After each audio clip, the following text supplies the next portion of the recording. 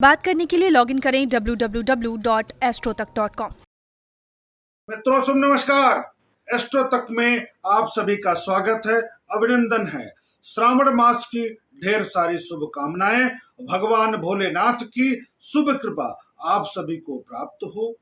आज हम एक ऐसे व्रत के संदर्भ में बात करने वाले हैं। आज एक हम ऐसे पर्व के संदर्भ में बात करेंगे जो श्रावण मास में पड़ता है।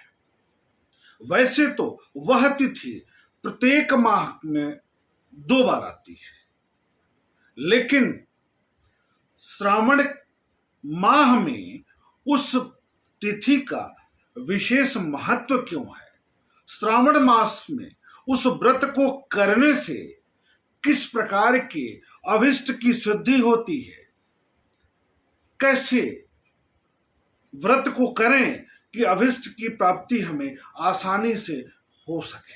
आज हम इस पर बात करने वाले हैं। वैसे तो श्रावण मास व्रतों एवं पर्वों का माह है, अर्थात कृष्ण पक्ष प्रतिपदा से लेकर के शुक्ल पक्ष पूर्णिमा तक प्रत्येक दिन कोई न कोई व्रत, कोई न कोई पर्व अवश्य होता है। प्रत्येक दिन का, प्रत्येक क्षण का विशेष महत्व होता है श्रावण मास का। ऐसे में एक ऐसी तिथि है जिसमें हम भगवान विष्णु को, श्री हरि विष्णु को, इनकी पूजा करते हैं, इनकी आराधना करते हैं और अक्षय फल की प्राप्ति होती है। वह तिथि है एकादशी। श्रावण शुक्ल पक्ष एकादशी तिथि को पुत्रदा एकादशी व्रत भी कहा जाता है। इस व्रत का पौराणिक ग्रंथों में बड़ा महात्म्य है, बड़ी महिमा बताया गया है। इस व्रत को करने से सुख, संपत्ति, ऐश्वर्य, प्रसिद्धि के साथ साथ सुयोग्य, आज्ञाकारी, विनम्र संतान की भी प्राप्ति होती है। बड़ा महत्वपूर्ण व्रत है। श्रावण शुक्ल पक्ष एकादशी के दिन यह व्रत पड़ता है। इस वर्ष यह पर्व 18 अगस्त दिन बुधवार को पड़ रहा है। वैसे तो एकादशी तिथि वर्ष में 24 पड़ती है, प्रत्येक माह के कृष्ण पक्ष की एकादशी और शुक्ल पक्ष की एकादशी। पुत्रदा एकादशी व्रत 2 माहों में पड़ता है। एक तो श्रावण मास के शुक्ल पक्ष में, दूसरा पौष माह की शुक्ल पक्ष एकादशी को भी पुत्रदा एकादशी के नाम से जाना जाता है।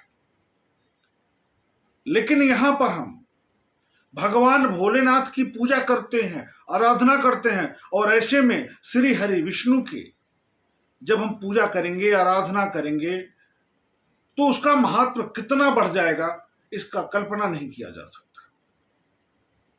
तो इस दिन जो कौन व्रत करता है, तो इस दिन व्रत करते हैं पति और पत्नी। प्रायः विवाहित लोग इस व्रत को करते हैं सुयोग्य संतान की प्राप्ति के लिए, संतान की लंबी आयु के लिए, संतान के सौभाग्य में वृद्धि के लिए इस व्रत को पूर्ण मनोयोग के साथ किया जाता है। इस वर्ष 18 अगस्त दिन बुधवार को इस व्रत को किया जाएगा। और बहुत सामान्य सा है कि पहली बात तो एकादशी के दिन चावल का सेवन नहीं किया जाता है, चावल नहीं खाया जाता है। पहली बात तो इसका करना या नियम बना लीजिए, चाहे आप व्रत रहें या ना रहें, चावल इस दिन ना खाएं। दूसरी बात कि पति पत्नी स्नान आदि से निवृत्त होकर के भगवान विष्णु के सम्मुख बैठ जाएं, पंचोपचार से, षोडशोपचार से पूजन कर लें, और इस दिन का जो व्रत का कथा है, व्रत कथा का महात्म्य है, उसका श्रवण करें। उसके बाद भगवान विष्णु के किसी मंत्र का जप करें यथाशक्ति, और अपने मन की बात भगवान विष्णु से कहें और प्रार्थना करें यदि आपकी संतान है, आपकी बात नहीं मानती, तो भगवान की कृपा से उसको सन्मार्ग की प्राप्ति होगी, आपकी बातों को सुनने लगेगा। आप का जो पुत्र है, जो आज्ञाकारी नहीं है, जिसके लिए आपका मन क्षुब्ध रहता है, वहां से सकारात्मक परिणाम प्राप्त हो सकता है। संतान नहीं है तो श्री हरि विष्णु की, माता लक्ष्मी की शुभ कृपा से संतान की प्राप्ति भी हो सकती है। इस प्रकार जो पुत्रदा एकादशी व्रत है, इसका महात्म्य बहुत है। इस व्रत को अवश्य करना चाहिए, पूर्ण मनोयोग के साथ करना चाहिए, पूर्ण विधि विधान के साथ करना चाहिए। इस प्रकार भगवान विष्णु, भगवान भोलेनाथ का शुभ आशीर्वाद आप सभी को प्राप्त हो, इसी कामना के साथ शुभ नमस्कार।